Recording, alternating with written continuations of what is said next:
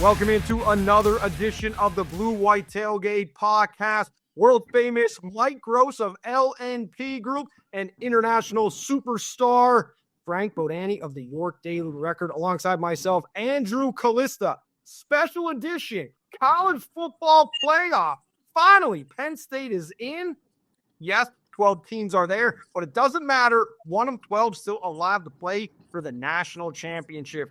Gentlemen, Happy Valley, the excitement, it's got to be off the charts. What are you hearing from people? You're talking to the guys, you're talking to the coaches. What is the excitement level for the Blue and White? Well, I think it's pretty high. I mean, I think this is a new thing for Penn State. It's this format is a new thing for everybody. And I think that at least for now, the possibilities that are in front of Penn State kind of have created a sort of positive feel in the fan base. Nobody's talking about Franklin's contract or any of that kind of stuff. You're hearing less of that, which I think people are just looking forward to seeing how this plays out.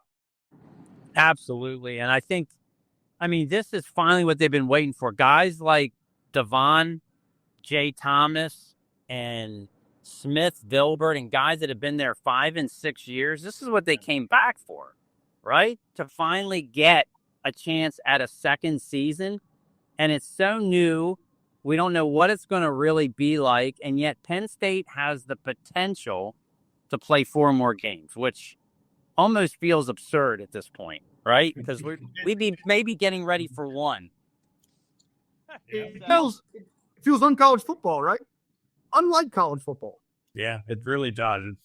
It's really unique, but it's going to be the new normal because it's not going to get smaller. It's only going to get bigger.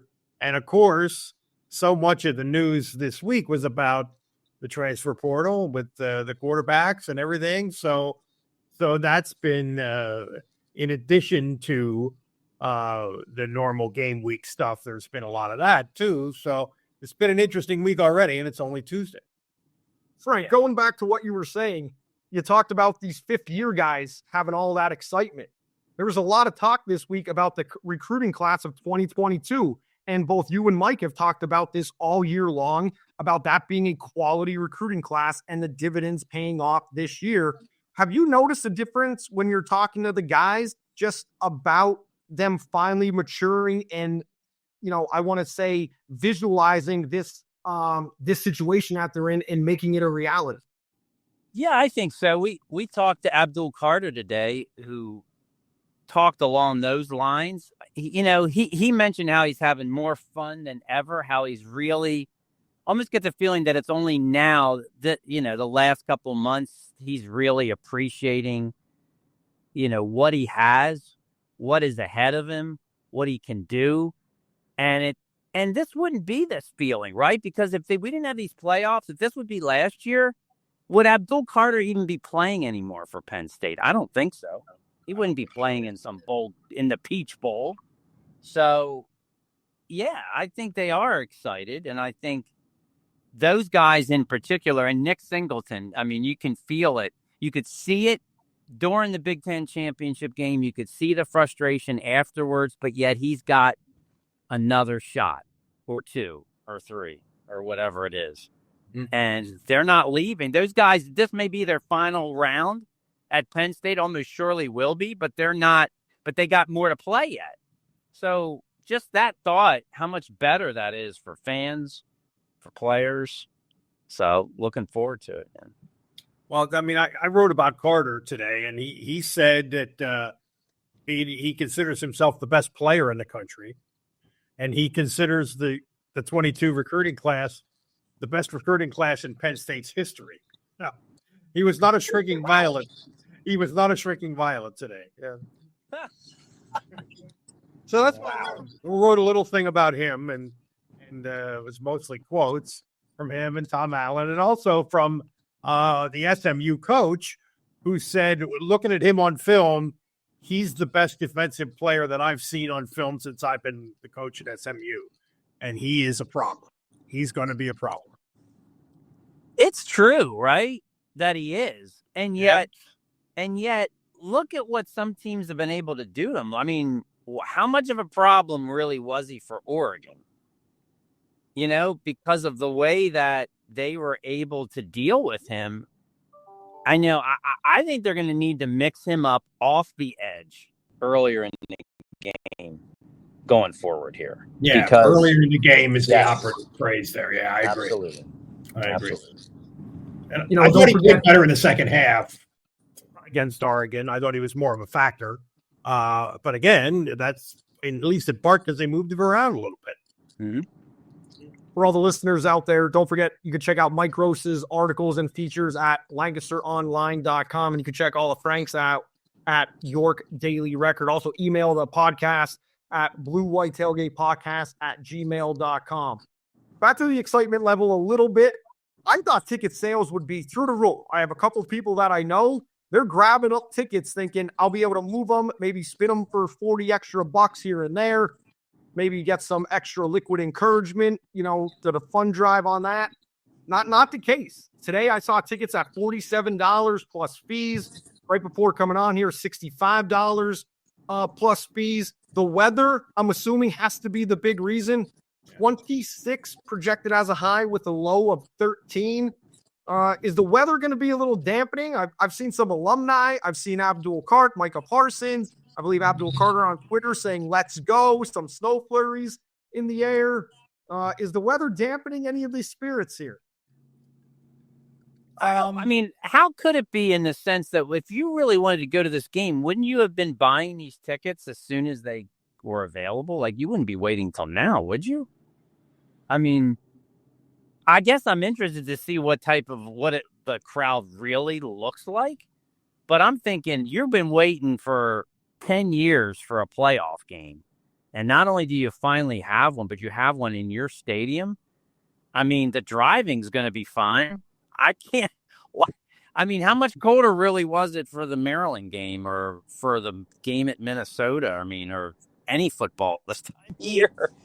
I'd be surprised if that's the reason why there would be not people snatching up tickets. It'll be interesting to see a couple things. One, there's going to be, as I understand it, 5,000 fewer student tickets, which, it's that time of year where the semester's ending and all that, graduation, all that stuff. But that could mean that there's 5,000 more people driving to the game. Oh, God, Mike, don't say that. Yeah, I know. I'm just don't blame the messenger. Your route, Sandy Border. There you go.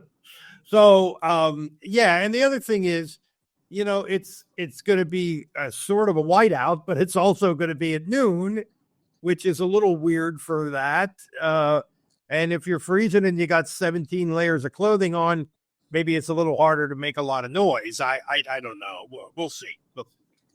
Challenge issued by Mike Gross and the KGB gang here at the BlueWhite Tailgate Pawcast. You got to bring it if you're in the stadium. You have to bring it if you're in a stadium. There might be a few less people because of weather, ticket sales, DFP reducing student section allotment. Guys, what's the worst weather game that you could remember covering or being at or Penn State? Whoa. Interesting question. That from the production meeting. I wanted to put you guys on the spot. I like it. I'll give you one or two. So it might have been 2018. It was around that time they played Wisconsin at home, and it was cold, but the wind was unbelievable. Like to the point where people's tailgate, they couldn't put their tents up. I mean, their stuff was flying everywhere. That was a rough one in that regard. How about, we've been to a couple bowl games where it's rained so bad that I don't know how people stood out in that almost more than they do the cold. But I can remember one time my boy Dave Jones and I were driving up there, and it was snowing and it was brutal, and it was going to be brutal, and some parking lots were closed off because of the conditions. And he said to me, how much would they have to pay you to actually sit in the stands and watch this game as a spectator. And he threw out $300. And I said, that wouldn't be enough. I was going to, the number I had in mind was 400. I think for $400, I would sit up there in that. That was one. You know what one was bad, Frank, was the one at Rutgers a few years ago. Oh, I mean, the game in 2016 out there where they had every type of weather possible in one game. That was pretty bad. It was hard to walk on the bleacher steps because they were coated with ice when we were going downstairs to do the interviews and then going back up to write. That was a bad one. Yeah. That was an awesome day where it started out sunny and warm and then got windy and then got cold. And then it was like, I think there might've been some thunder and lightning in there. And then by the time we got out of James Franklin's press conference, there was like 2 inches of snow on the field. Yeah. A surreal scene. Surreal. I still have pictures on my phone from that one at 2016. For me, the 1996 Iowa game, only 48 degrees. Rain. But a freezing rain where the temperatures were dropping. And then Tim Dwight just willed Iowa to a 21, I think 20 victory over Penn State. That game. We spent my time covering the team, but I was a 10-year-old kid and I think I left the stadium early. Oh my God, you're 10 years old. I was covering that game, and I think we returned a punt for a touchdown, Tim Dwight. Yeah, and I'm older than both of you, so I was like, let's go to the Nittany Lions and go to Whiskers. So that's where I watched the fourth quarter. There you go. But cold weather games, shout out to Trey Bauer. 1987 Notre Dame game at Beaver Stadium. The coldest on record, 21.3 degrees. The 08 Michigan State game, 23 and change. And the Maryland game this year, 24.8. I double-checked those numbers. That's coming from a good friend of mine, Darian Summers, who has his own blog, Stuff Summers Says, and his own podcast. I wanted to give him a shout-out for digging up those numbers for that. But it's going to be cold. It is going to be cold. Not going to be the coldest game projected, but you never know. It could be a record game. Andrew, are those numbers just pure air temperature or wind chill's not carried in? Those are just temperature numbers. Yes. Those are just pure temperature numbers. The science, I'm not a meteorologist, so the science and getting into wind chills, I was not going to get any debate on that. Yeah, but aren't you talking about on Saturday, aren't you talking about a high of 26? Yes. So it could be during the game, it could be down around 22, 23. Oh, if this was a night game or a later game, you might have the record for sure. Yeah, night game would be brutal. Yeah. It's a great poll question. Would you rather have a 15-degree kick and have this game be at night, or would you rather be a little bit warmer and a noon kick? Hashtag big noon kick. Oh, God. My perfect time for this is 4:00. But the temperature, Andrew, I mean, if it's night game and it's 50, I mean, it doesn't matter. We're in the press box, man. Right? That's right. We're warm. So yeah, I think I would rather have this game at night. I just think it would be a cooler scene. Absolutely. Yeah, it would be more likely to be a great crowd, although I'm sure it's going to be an excellent crowd. But I would rather have night than noon for sure. All right, getting into SMU a little bit. Penn State and SMU are meeting for the third time in program history and the second time in a postseason game. The first time Penn State and SMU played, a lot of history, 13-13 tie in the 1948 Cotton Bowl. That was the matchup where I'm going to check my notes from the Penn State historian Lou Prado.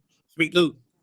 The great Doak Walker missed his extra point attempt, and so too did Ed Checkguy for Penn State. And Ed, if that name sounds familiar to Penn State fans, was an athletic director at Penn State and is one of two Penn State people behind the women's varsity sports at Penn State. And that 1948 Cotton Bowl is the time that the Cotton Bowl was integrated with Wally Triplett and Denny Hogard with the whole naval base and the story and the legend behind We Are Penn State. So a lot of history from the Penn State side against SMU, and turns out what Penn State has become, but not a lot of history on the football field. What do you guys see from SMU, and what does Penn State have to do to make sure they come out on top in this home college football playoff game? It looks like they're pretty quarterback driven. looks like one of these RPO. The quarterback makes a lot of decisions. Guy named Kevin Jennings. He was battling for the job early in the year with the kid that just announced he was going into portal, but staying with the team, unlike the number 2 quarterback for Penn State. But anyway, they've been very good offensively. They scored a lot of points. Defensively, they statistically at least are much, much better against the run than against the pass. They're 4th in the country against the run. Now, obviously, that had something. People are throwing the ball against them more, so that's part of that. But so I think Penn State again disrupt the quarterback, which is always a big issue, probably even more so in this instance. And then Drew Aller's got to be able to make some stuff happen in the passing game. I think I feel pretty good if I'm a Penn State fan about the offense. What I think I want to see is Penn State's defense, which sounds to me like they got a little edge to them after they're not happy with the way the Oregon game went.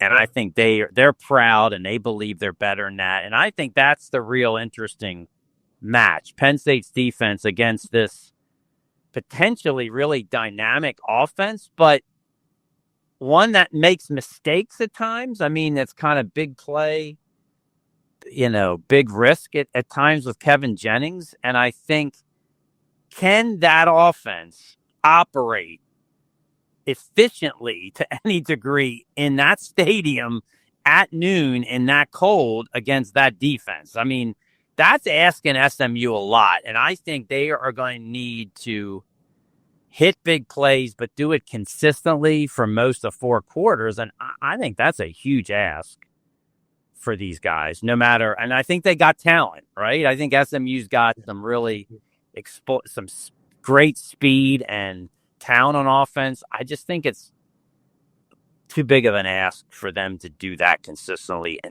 that environment at that time. They probably have not seen the overall speed on defense that Penn State is going to throw at them.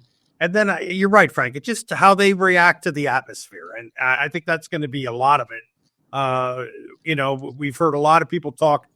As soon as people started talking about this 12-team playoff, they said, well, some of these teams from the Sun Belt are going to have to come up north in December and play in big games. Well, this is exhibit A of that.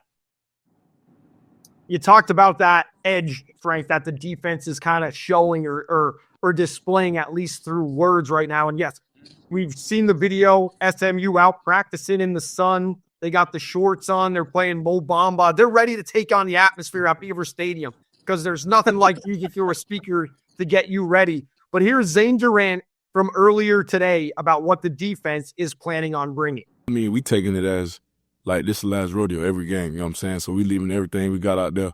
I mean, going tired, all hurt, pain, injuries, playing through everything because you don't know what's going to happen next. So we leaving it all out there. We playing balls to the walls.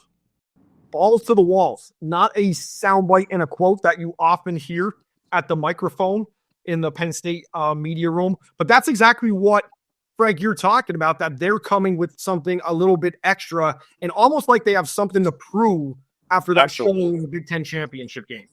I think absolutely. And I think they feel like they're really, like Abdul Carter, like they're really good and that they feel a little pissed off that maybe they didn't show that the way they think they could have, should have. And I think now they got more to gain, right? They got another opportunity upon another opportunity. And I expect them to really bring the effort to a level that I think is going to look different than it did against Oregon. Not that they weren't giving a good effort. It's just going to look different. A different environment, different setup, different scene.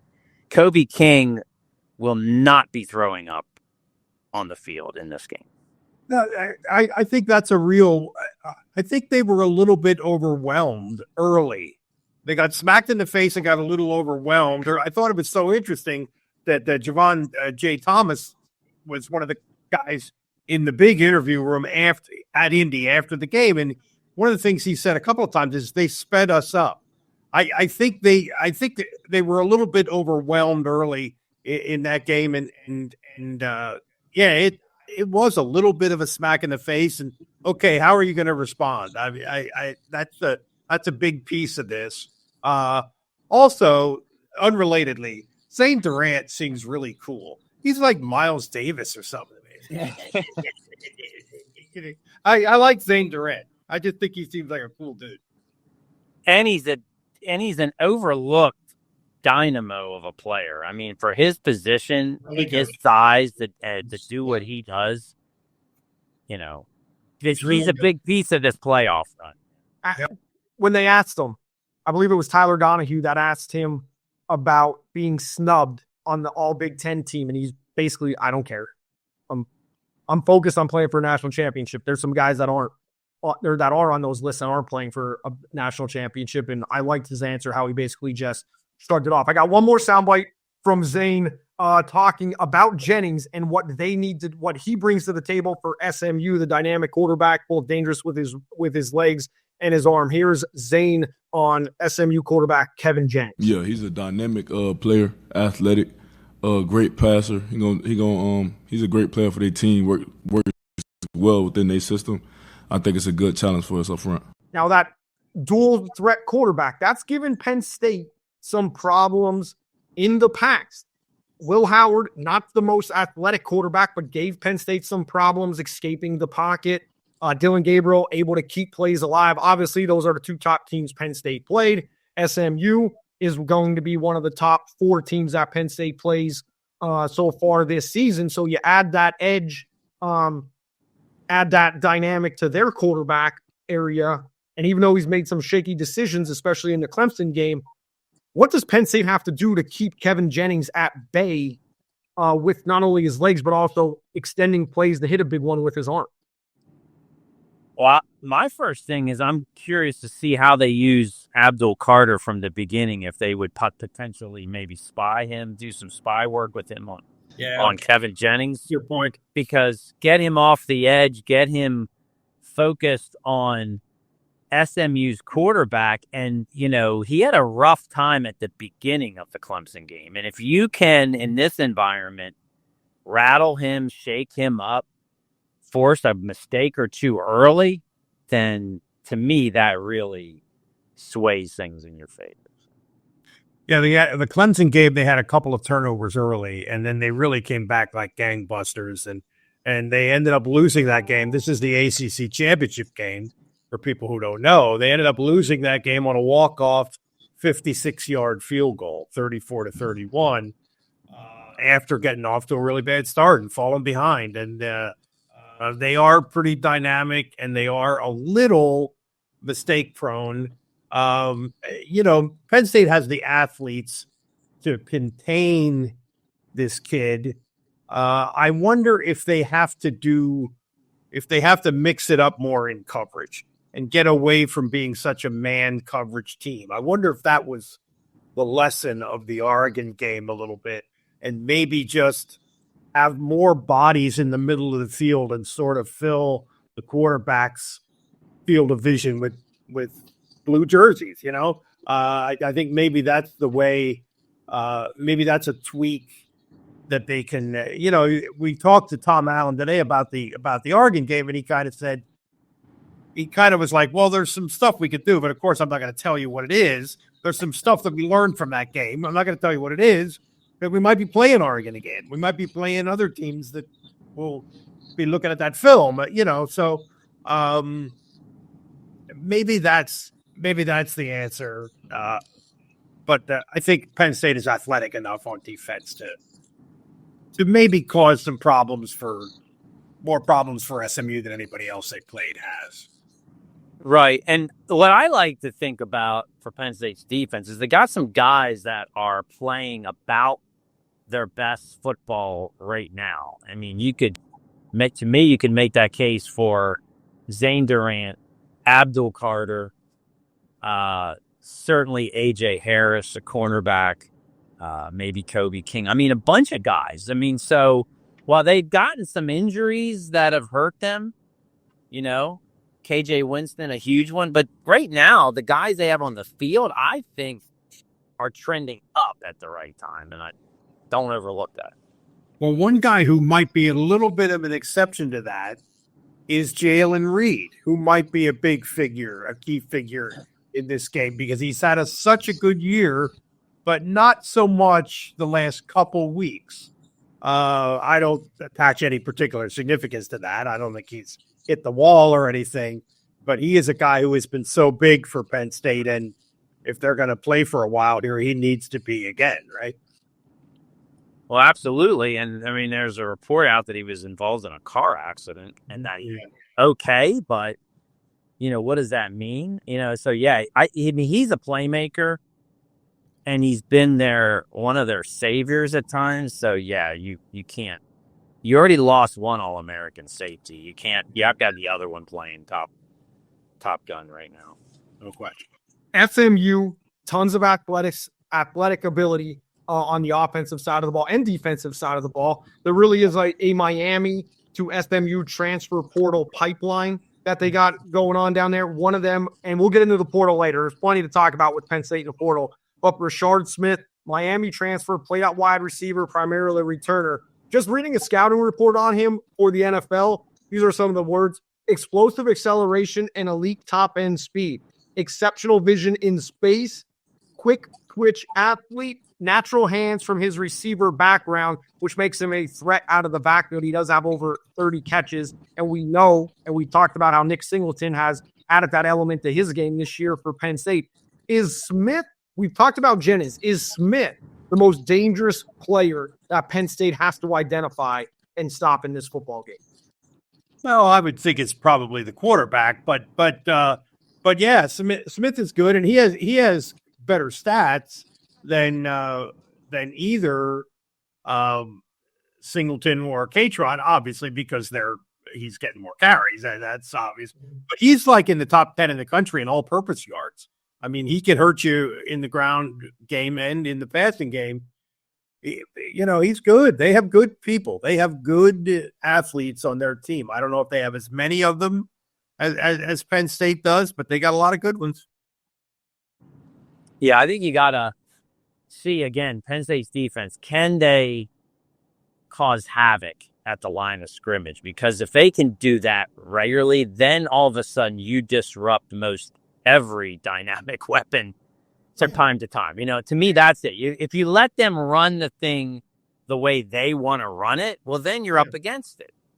And that might be more of, to me, that would be maybe more of a concern on a neutral field in a place that's climate controlled. But I just think in this environment, Penn State's defense needs to take advantage of their opportunity. I mean, it's there for them to not let these dynamic athletes do what they do, so to speak. I mean, I think that's what they can disrupt them. They can not allow them to be who they are. I think that's what the word disrupt is. The word disrupt is a really big word here. It is, and that's modern football, but especially in this case, I think you're right. Flip it over to the other side on the SMU defense. Their front, they're able to get pressure. They don't get home a tremendous amount, but they're able to get pressure with quarterback hits, quarterback hurries, and they don't blitz a lot to do that. Nick Singleton was asked about going up against the SMU defense in the front. Here's his response. Yeah, I'll just say the whole D-line is really good. They're good off getting blocks. They're good at reading run blocks, even being disruptive in the pass game too. So they've been really good. I feel like they play as a team too, which makes them really good. So I feel like we have a good plan this week. So it just starts for today. Good is the trending word when you talk about the SMU defense. Obviously, we've already established the teams have attacked them through the air. It's kind of like one of those, I feel like it's almost a little bit about that Michigan State game a couple years ago out in the snow, where because it was snowing, Penn State kept trying to run the ball with the trio of backs that they had instead of attacking through the air when Michigan State had a poor pass defense. In the elements, do you try to come out and establish what you've done so much this year with the run game, or do you go right to the pass? What is AK going to do? Is it going to be, Drew, drop back and do your thing? Or is it going to be, hey, let's see what we got on the run game and how we match up against SMU right away? Well, I would think Penn State was so good against the run in their last outing against Oregon. And you figure, I mean, Oregon is not going to be easier to run the ball on, I don't think, than SMU, even though statistically SMU has been very good against the run. And I think Nick Singleton was right. I think their front is probably their best unit. It seems like, now I haven't studied them enough to say this, but it seems like they're one of those teams that we're going to trust our front four to take care of the line of scrimmage and try to pay attention to what's going on the back end, but they're not that good at it. I mean, everybody wants to throw the ball against this team. I noticed that one thing that's interesting is in their statistical profile is that they give up a lot of passing yards. They're better. Their pass efficiency defense rank is much better than their passing yardage rank, which tells me that people are just determined to throw the ball against them, even if we're not super efficient at it. So, I mean, I think their front is big, but again, there's no doubt Kotelnicki's going to run the ball. I don't think predominantly so, because they're going to have to throw it to win this game, but they're not going to get away from the run after having had by far their best outing of the year in that area last time out. No, definitely so. But I also look at this. SMU struggles against the pass. Okay, their line's pretty solid. How are they going to deal with Tyler Warren, to me?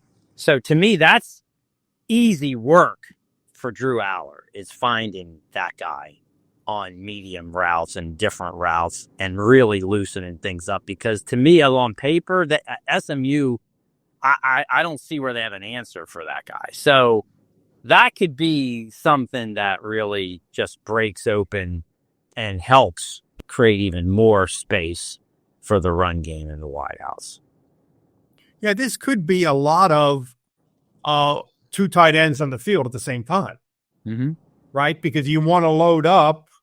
On the line of scrimmage, but you also want to unleash this matchup nightmare. It has been a matchup nightmare for everybody, and there's no reason to believe he won't be. I'm talking about Warren, of course.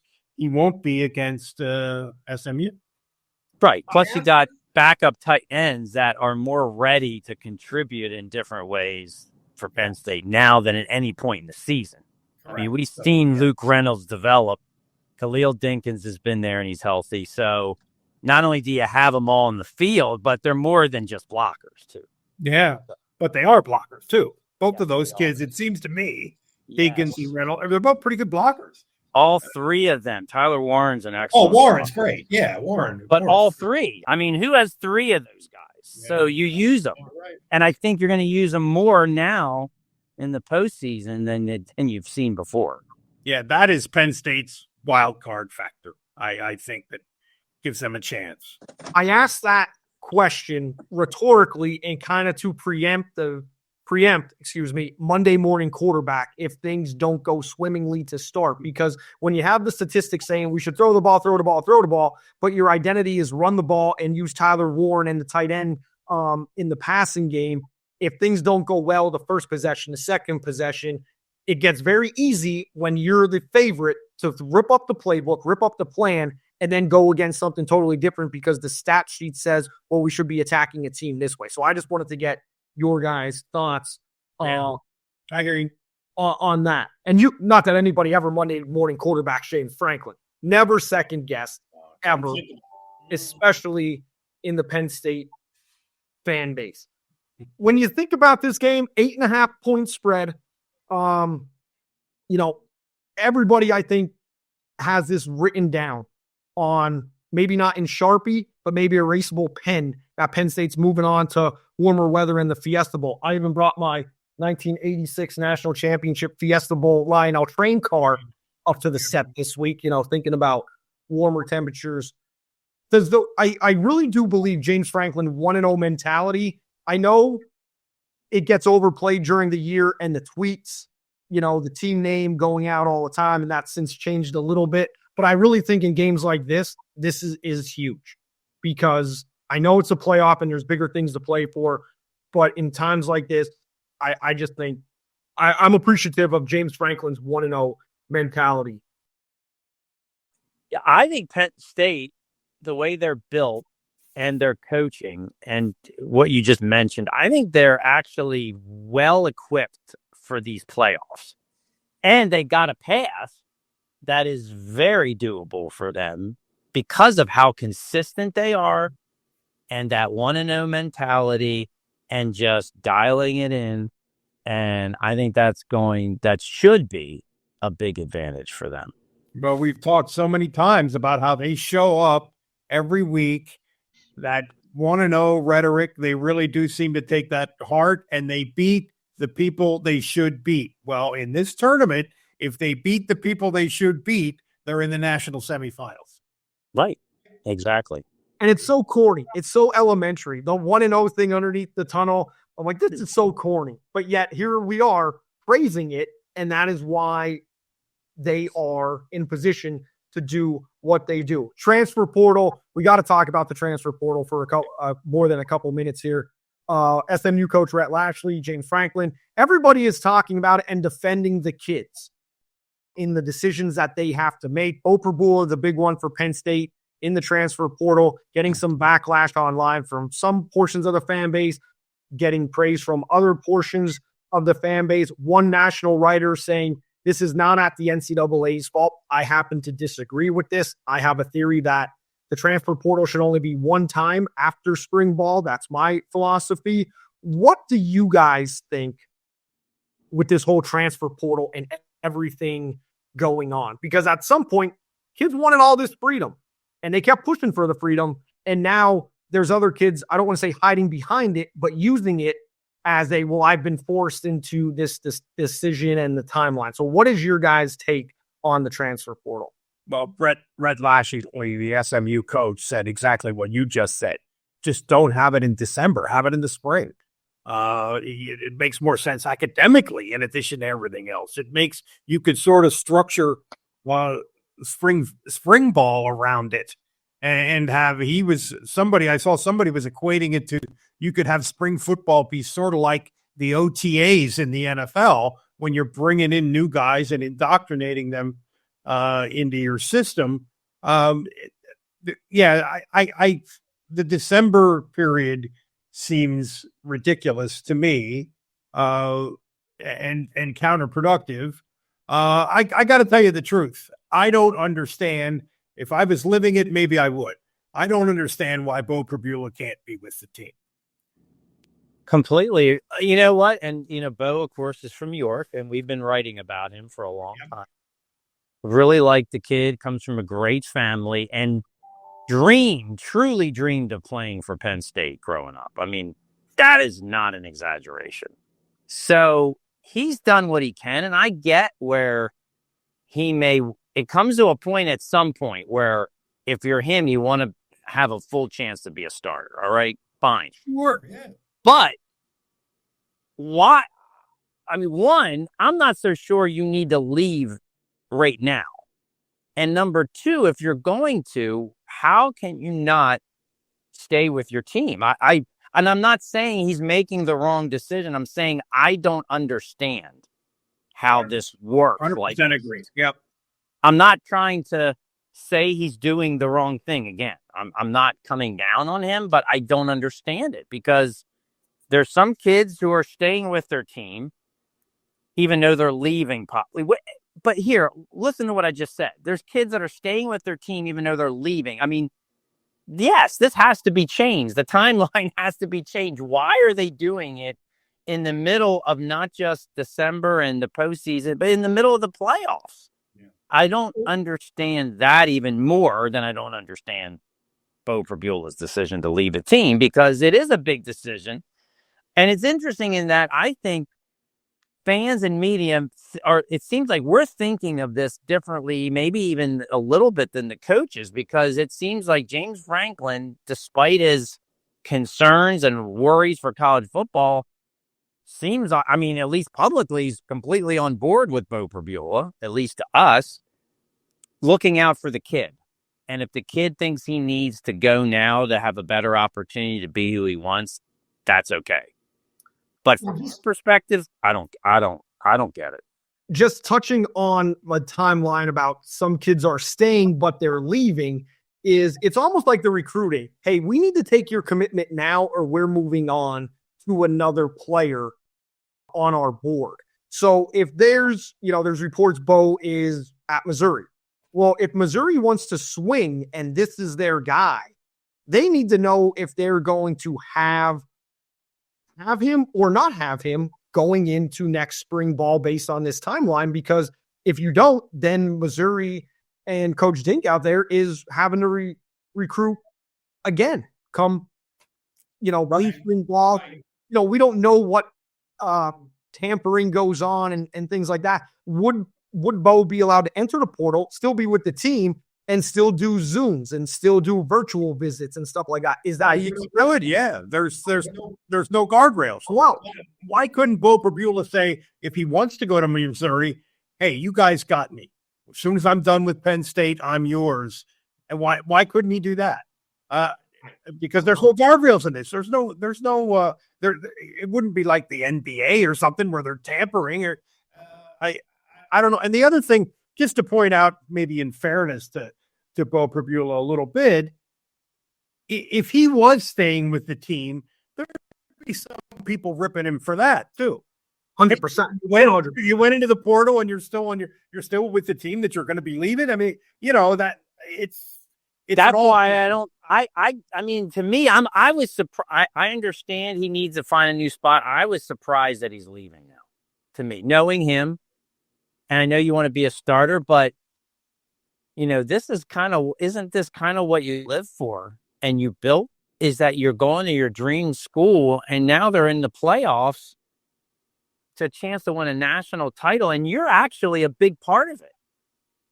If without him, they may not win the Wisconsin game. Yeah, he's more than just a backup short. He's a guy that has a role. He's a key player. He's a key player for what Penn State does on offense. In multiple games this year, he sparked the offensive rushing attack. Think about this. How different this team is without him if there is any injury to Drew Aller. Because if there was in the past, you put in Beau Pribula.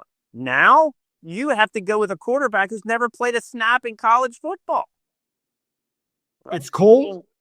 No bad weather in this game. Is the play calling different without having Beau Pribula backing up Drew Aller because of weather conditions, and maybe they want to keep the ball out of his hands a little bit on the rushing? And that's something we've seen Drew develop. His legs and his ability to pull the ball down and his willingness to do it more often has been effective. Does that affect the Penn State's offense? I think it probably does. I think Nittany probably has something in mind here that will be maybe something we haven't seen before in terms of utilizing somebody in some way different. Maybe there's even more. Maybe there's even more options with Tyler Warren, although that would be amazing. But I think they're going to try to find something to sort of ameliorate that, if that's the right word. The absence of Pribula, the absence of the Pribula package, so-called. I think they'll try to find something, but I don't know what it's going to be. I don't know what it's going to be. I mean, I'm fine without. I think their offense is fine without the package. But the idea that you have an elite, in some ways, backup quarterback that can come in on a moment's notice and perform, and he's proven it because he won the game against Rutgers last year, playing most of the game, and he won the Wisconsin game. I mean, there's not many schools that have that, and now all of a sudden, you not just lost that, you have no experience in any capacity. Ethan Brunkenmeyer having to play in one of these playoff games, that would be an extremely tough spot for that kid. I mean, obviously, even though he's apparently pretty talented, he was a big-time recruit, and he's gotten a lot of work and practice just because the guy that does the scout team all the time gets a lot of live reps, probably gets more live reps than the number 2 quarterback does in most situations. Anyway, that would be really a tough spot. Well, Penn State did catch a break, at least for the sanity at the moment in the fan base. Drew Aller announcing that he was coming back for next year. And I know a couple of the guys talked about how much that means for him to be committed in the room, not only for this playoff run, that he's solely focused on that and not the next level, but also coming back next year. Predictions, guys. I think it's time to get the predictions. Are you guys ready for that? Sure. Let's do it. All right, go ahead, Frank. You seem eager. How about it? I feel, the more I think about Penn State's defense against SMU's offense, I'm going with a comfortable Penn State victory because of that defense creating havoc. 31-14 type of win. Oh, okay. I'm going 30-23. I think it's I'm picking Penn State to win 30-23. I think it's going to be a pretty tough game because I think SMU is pretty potent offensively. I mean, we're in the big leagues now. These teams are good. They're good. They're there for a reason. So I think it's a competitive game, but 30-23. Mike, I'm more in line with you. I think the weather is being a little bit blown out of proportion because Dallas isn't exactly the sunshine state. Yeah, that's right. That's right. I mean, ice storms, it does get cold there. Is it going to be a difference for these guys? Yes, it's going to be a difference. I think once that shock wears off and their fan base, after they bust up 322 because they're staying in Harrisburg, the team I don't think is staying in Harrisburg, correct? I think SMU is staying in State College. Believe it or not, the media hotel for this game is in Harrisburg. I should have just rented my house out. I must have just... I think that's funny. Like, what? Are you kidding me? Wow. The media hotel is what? 100 miles away. That's all. 100 miles away from the venue. Yeah, that's awesome. A CFP is providing Ubers, I'm sure.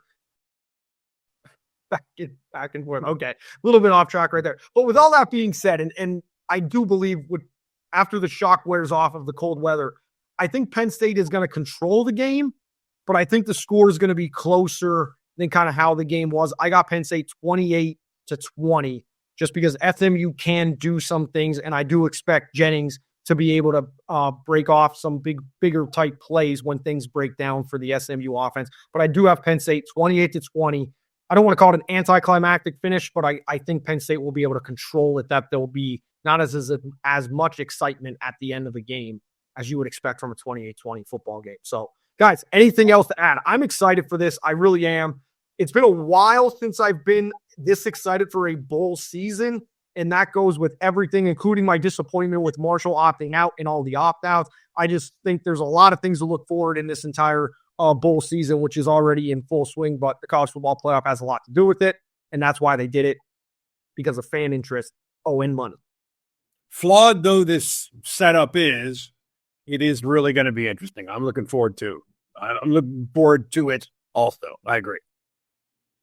And Mike is going to bring the toughness on Saturday by leaving the window open above his spot on media row for the entire game. It's mental toughness. It's emotional toughness. It's also physical toughness. There we go. That's it. You can't say it better. We're done. Well, it's a boilo type of game. Make sure you're well stocked. Have that to go in to keep warm. Maybe you're a limoncello type of drinker from the Pennsylvania coal regions, but it's going to be a fun one. Stay safe. Stay warm. Reach out to us at BlueWhite Tailgate Pawcast at gmail.com. And most importantly, make sure you're following Mike and Frank online and checking out all their great features and stories as this Penn State football season continues. That does it for this edition of BlueWhite Tailgate Pawcast. We'll see you next week.